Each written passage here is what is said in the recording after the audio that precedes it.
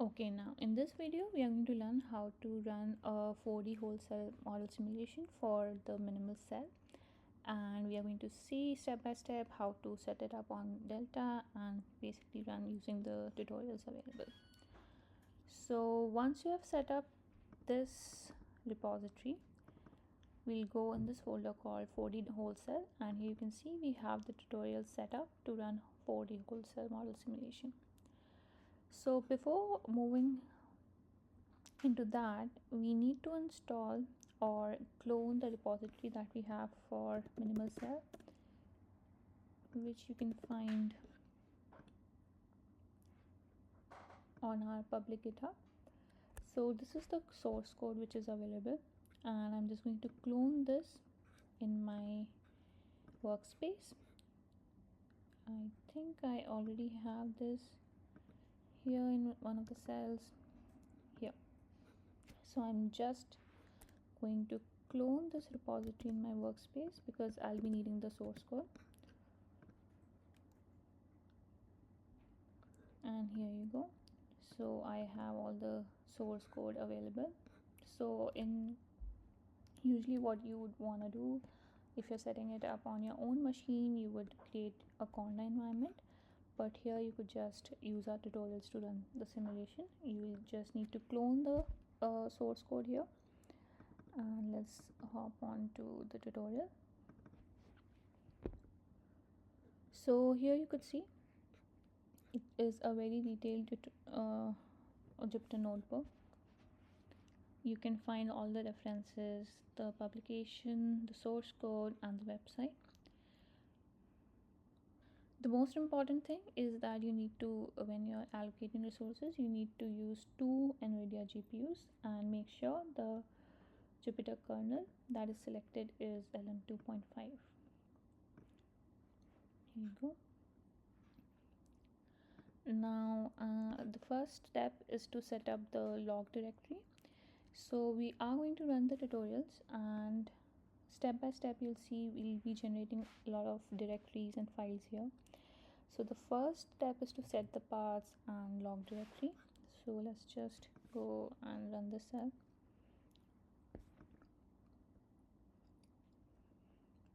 Let's do the environment check, making sure that JLM and LM API and other softwares that we need are available and at the right path.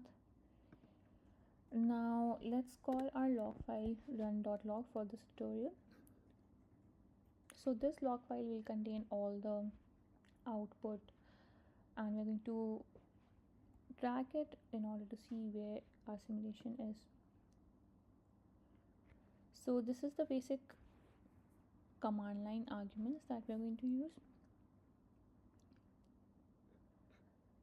So OD would be our output directory where our data would be saved, which is basically here. Simulation time is the amount of time that we want to simulate in terms of biological time, and so on. So one most important step is to rename the file here, and let's call it replicate test. So this is the name of the directory where my output would go, and let's just simulate it for 4 seconds of biological time. So in reality the whole simulation for 2 hours of biological time runs for about 3 to 4 days on A100 GPUs. So you need to set up again for 70 to 100 seconds in order to run the whole simulation, but for this tutorial I'm just going to run it for 4 seconds. Let's hit run. So the simulation is running with job ID 328. Now I can use this cell to track the progress.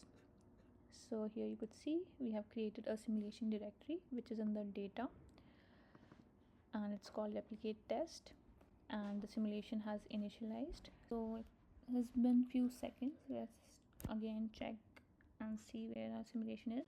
So we are going to use this cell in order to track the progress of the simulation.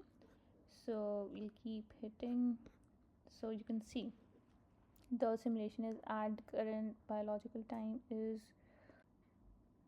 2.8 seconds, and we are running the simulation for 4 seconds, so we'll wait for it to finish. Until then, let's see what is this cell. So this is optional. So sometimes when you're running a simulation which is too long and it spans across 3 to 4 days, you might want to check the progress. If sometimes your simulation might crash, gets killed by the slum or out of memory, and other issues can happen.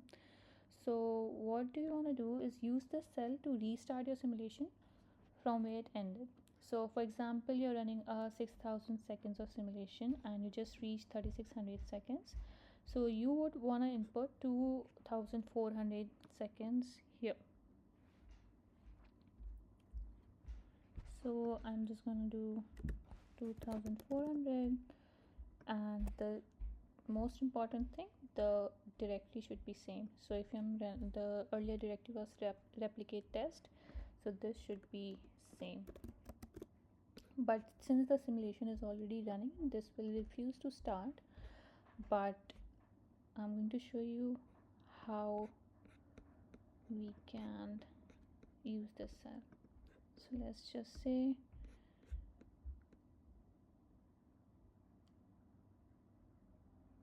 the simulation is at, trying to find the biological time, okay, 3.98.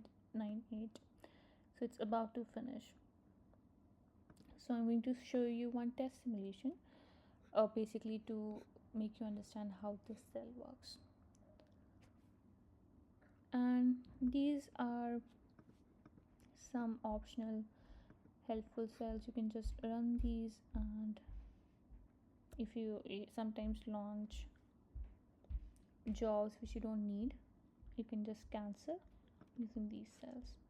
So here the simulation has been finished. You'll see simulation file closed, our data is saved here. You'll see all the counts and fluxes in this Excel sheet or CSV file. All our data for DNA is here, and so on. We also have analysis scripts if you want to analyze the data, but this is how you run a whole cell simulation. Okay, now let's try to run it for 10 seconds and deliberately stop it and see how can we restart the simulation. So now my job ID is 469, and we can test this cell out as well. You would see one job is running, which is 469, and I don't want to cancel, but if I would have to cancel, I'll just put 469 here and cancel it. But let's see where the progress of the job, let's just check it out. Okay, so it's initializing all the parameters. Let's say it runs up to 4 seconds, and then we're going to cancel it deliberately and then restart it using these cells. So let me hit the cell, run the cell again, and see the progress. The current biological time is 1.53 seconds. Okay, so let's do one thing. Let's say it has finished till 1 second, and let's try to complete it till 4 seconds. So I'm going to deliberately cancel this job, which is 469. Let's use this cell. So if I run this again and see there are no other jobs running, and so basically this simulation has stopped. And if I'm going to track it again and again, it will just print till 2 seconds. So even after some time, if you try to hit and track the process, you'll see that it's just till 2 seconds. So what will happen here, I can either restart my simulation, but sometimes if you are till 3600 seconds, for example, you would want to restart from this position. So okay, now let's try to restart this job and complete at least 4 seconds. This job has stopped at 2 seconds, so I'm going to use this cell in order to restart the simulation.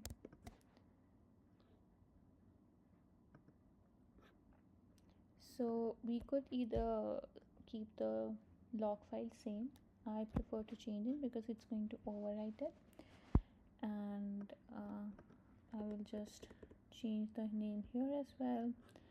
Very important, we need to keep the output directory same. And for this simulation time, because I want to complete 4 seconds and 2 seconds have already been finished, so I'm just going to put 2 here and let's hit run.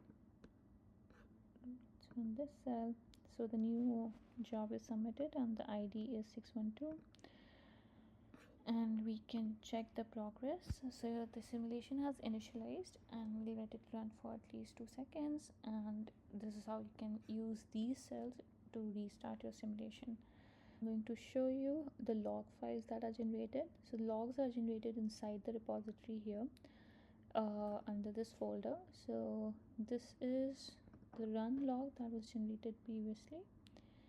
So you'll find all the logs, and run 1 is our restart log, and it's still initializing because it takes time to initialize. And this, I think we should not worry, it's a mistake, so you can delete that.